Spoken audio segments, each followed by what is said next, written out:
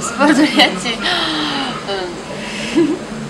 Сказать, что ли? Да. Рассказывать? Кстати, да. Ну, как бы, так как в последнее время у меня братишка начал стрельбой из лука, да, увлекаться, конечно, мне тоже увлекательно это, но для меня это немножко скучноватый вид спорта, да, но тоже там все тонкости нужно понимать, но один раз в Дацане, где я была, там отмечалось 270-летие Тамчинского Дацана.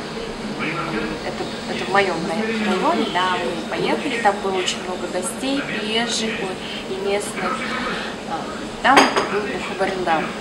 Вот тогда, ну, было, в принципе, делать нечего. Ну, как бы все уже торжества закончились, мы пошли, просто сели смотреть борьбу.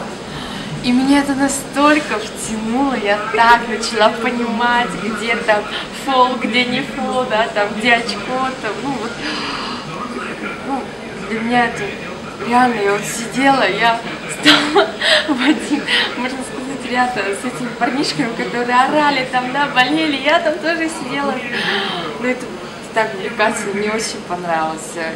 И стараюсь всегда посещать различные такие мероприятия, на которых есть Бухабаренда, скачки, стрельба из лука. Это так интересно. Бухабаренда, да, это что-то. Ну и... Но вообще я люблю футбол. Ну, и бурятский, но люблю футбол. Просто на бурятскую я еще ни разу не была. А так и в Бурятии, Бухабаренда.